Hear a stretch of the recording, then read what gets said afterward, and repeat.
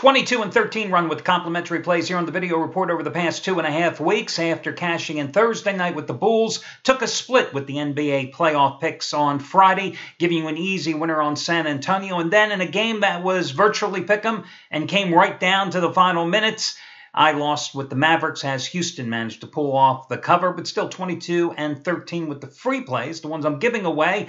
And today I'm going to not only break down and review what happened in Friday's playoff action, but also give you complimentary plays here for today's NBA playoff card, because to be honest with you, the baseball card for a second straight day, yuck. There ain't nothing there that's attractive for me to bet on or even to talk about, to be quite honest with you. But anyway, I'm going to take a look at the Milwaukee-Chicago game and also New Orleans and Golden State, and that's coming up in just a moment. Hi, everyone. Al DeMarco here. This is going to be your Saturday video report, as I do each and every Saturday for nearly 4 years now. I'm going to give you a money-saving discount coupon code that could potentially save you hundreds of dollars off your total purchase price, and that coupon code today is going to be, are you ready? It is 25%. 25, P-E-R-C-E-N-T, no space between the number or the word, 25%. And as it indicates, you will get 25% off your total purchase price today. Now, this is a mix and match coupon, which means you can use it to buy any combination of handicappers' picks and or packages here at the site. And if you happen to already be involved in a long-term package with a particular handicapper, let's say you have 5 days left. You want to buy another 30-day package. So you'll have then 35 days left. It'll be done automatically by the system at the time of purchase. But not only will you save 25% off your total purchase price, but listen, guys, if you have any instant rebates, they are applicable as well. Now, the only stipulation is it's a one-time usage coupon, which means you can't come in and buy Chris Jordan's latest top-rated 1,000 star play and 3 hours later come in and buy Craig Davis's latest NBA winner. I think number 6 in a row, in fact, this week alone. So everything in your shopping cart at one time. To maximize your savings, then you use that coupon code 25%, 25 P-E-R-C-N-T, to save 25% off your total purchase price. Among the hot guys to be aware of today, look for Chris Jordan, who has today his biggest NBA release of the season, top-rated 1,000 star NBA winner, number 12 out of 17. It's going to be on your game between the Nets and the Hawks, Game 4 in Brooklyn. Just hit a top-rated 1,000 star play 2 nights ago. The Bulls getting the job done in a double overtime. And you got that winner in Milwaukee for the half-price play of the day. And, of course, 3 nights ago, Wednesday evening, you got a top-rated 1,000 star winner from him on the Hawks-Nets under for just $7.77. $1 bettors have made over $4,400 in the month of April. Hell, they've made over $3,800 since Sunday alone. So that's one of the big plays going today. I would be remiss if I didn't mention Steve Buden's number 1 NBA crew out of New York. Today, 50-dime playoff winner, number 11 out of 12. It's the Milwaukee-Chicago game. You save $70 by using coupon code NYC. Now, what have they done for you? Well, it's 50-dime playoff winner, number 11 out of 12, because last year in the NBA Finals, they had a 5-0 sweep. They were all 50-dime plays. And so far here, already this year in the playoffs, you got their 50-dime winner on the Clippers over San Antonio in game number 1, Chicago on Monday, Memphis on Wednesday, New Orleans on Thursday, Washington last night. You got them all at huge discounted prices. Number 11 out of 12 goes today, Milwaukee and Chicago. And again, you save $70 by using coupon code NYC. NYC. And by the way, I did mention Craig Davis. Quick props going out to him because today he's got his playoff winner number 6 in a row going. Just hit 4 straight 40-dime plays the past 4 days. Spurs last night, Cavaliers in Game 3, Nets getting the cover at Atlanta on Wednesday, Wizards on outright at Toronto on Tuesday. Started the week with a 30-dime play on the Bulls. Today, he raises the bar, 50-dime play, Portland and Memphis for Craig Davis as he goes for winning day number 9 out of 10 overall. Now, let's talk about what happened here in last night's game. Listen, the first game I want to talk about is going to be the game between Dallas and Houston. It is amazing to me how teams just de-emphasize their bench, or simply their general manager doesn't go out and get the key reserves that you need to round out the team. Case in point, look at the Houston Rockets, who again last night got 2 key contributions from their reserves. Josh Smith and Corey Brewer had 15 points each in the Game 2 win. Now, in Game number 1, the Rockets had 7 players in double figures, okay? In Game number 2, it was Howard and Harden, and then Brewer and Josh Smith, both off the bench as the double-figure scores. Last night, I told you in the Friday video report that I thought Harden was due to break out because even though he had averaged 24 points in the first 2 games of the series, he really hadn't shot well from the field, just 9 for 28. Well, you saw last night Harden, 15 for 24 from the field, 42 points. But again, look at the contributions from Smith and Brewer. 18 points for the former, 15 points from the latter, 33 combined points after 30 combined off the bench in Game number 2. And really, that was the difference for the Rockets there in last night's game. You know, I still don't understand the point that Rick Carlisle was trying to make by starting Raymond Felton at point guard. I don't get it. I mean, you did the smart move by getting Rajon Rondo off the team, okay? But Felton, 13 scoreless minutes. I don't get that at all.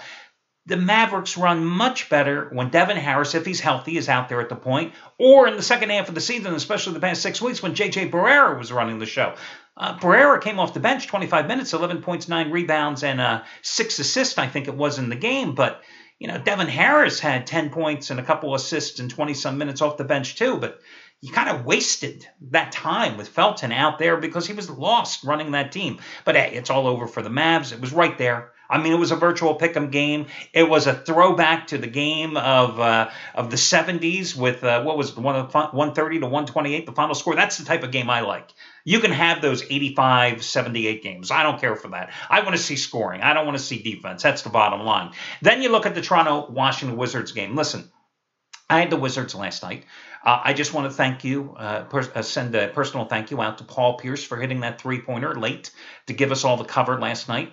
And, of course, if you didn't get the cover and you had Toronto, well, you hate Paul Pierce at this moment, like most of the Raptors do as well. Again, you see a Raptors team. You know, this is basically a 3-guard team. And when 2 of the 3 guards aren't hitting the broadside of the barn, you got problems. I don't know what the issue is with Kyle Lowry. He missed so many games down the stretch in the regular season. Clearly, he is not healthy. 5 for 22 for 15 points last night. 10 for 42 in the series. Lou Williams, just given the 6-man NBA award a couple of days ago, for the second time in 3 games, had a miserable night shooting the ball. 3 for 11 for 7 points. And it's a shame if you're a Raptors fan because last night, you know, Toronto did what they had to do. After getting out-rebounded by 30 in the first 2 games as the Bullets, I almost said the Bullets, Baltimore Bullets, oh my God. The Wizards hammered them on the boards by 30 in the first 2 games. Last night, Toronto was only out-rebounded by 4.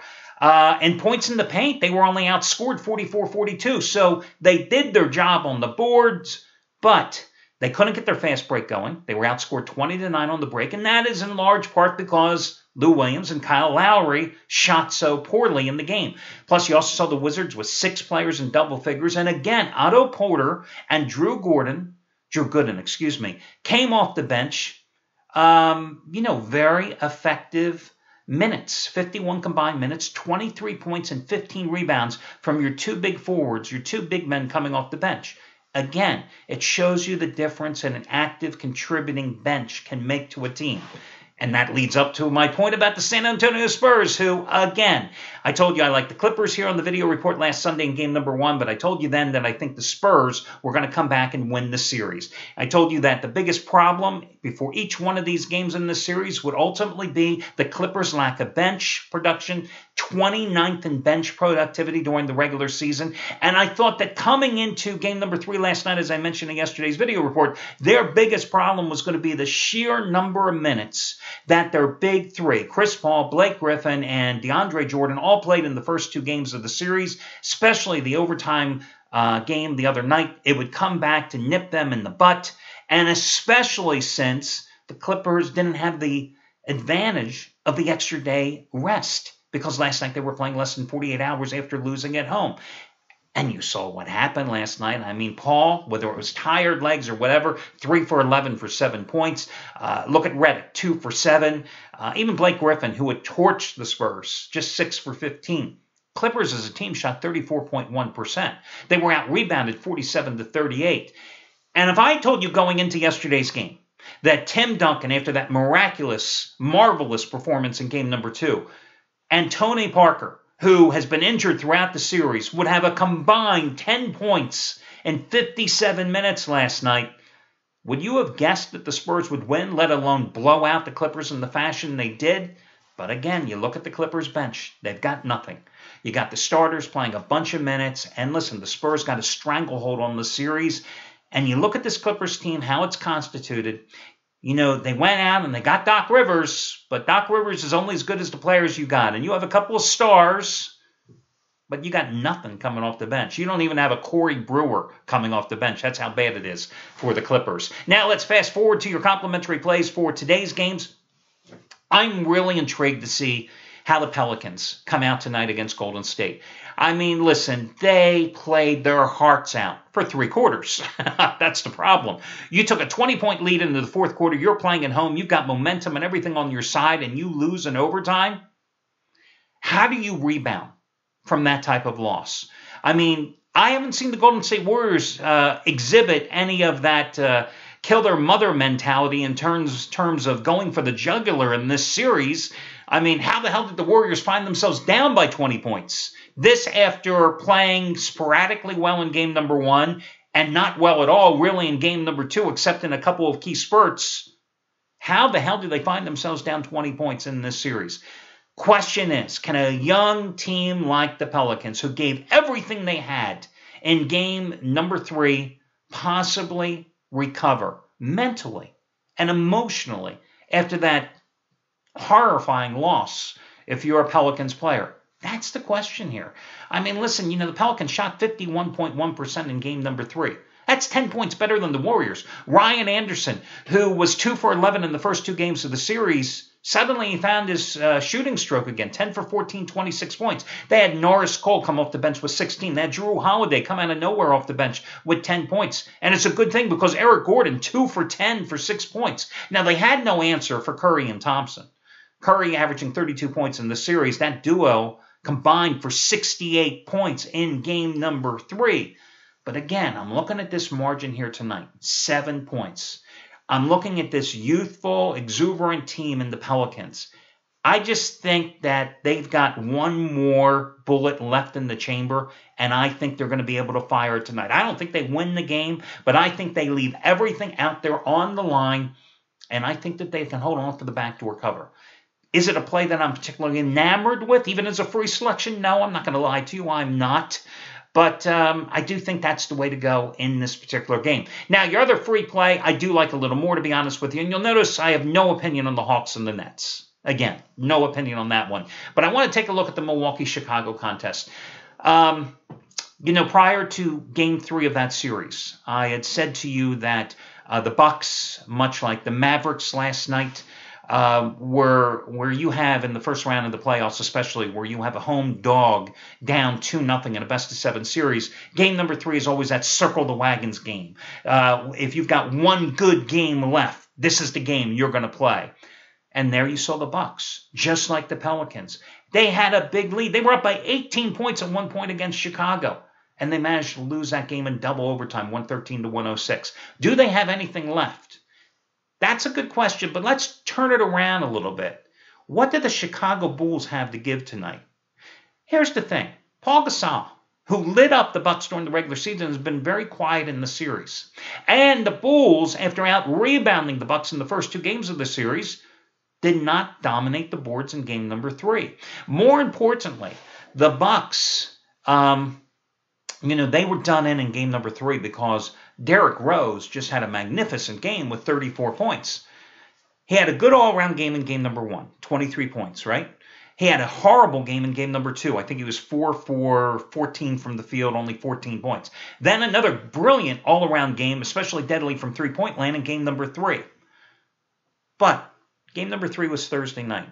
We're less than 48 hours gone, removed from that game when these two hit the floor at the Bradley Center at 5:35 Eastern Time, okay? What is Rose going to be able to give you tonight? Because we've seen this guy in and out of the lineup because of the knee injuries all season long. Now, Can he possibly deliver with another incredible performance? Can Jimmy Butler, who has scored, 24, 31, and 25 points in the first 3 games of the series, can he continue to produce at those levels? I think Chicago could close this game out, but I think this game, unlike game number 3 in the series, this game's going to be one of those 85-80 games, 87-82 games, right around the number. So I'm more inclined to take the underdog here. And of the 2 plays, both being underdogs, the Pelicans and the Bucks, I actually like Milwaukee a little more. But again, I think the dog is the way to ride these 2 teams today for your complimentary selections. Well, that'll do it, guys. Best of luck to you all. And I'll catch you again tomorrow when we do this one more time.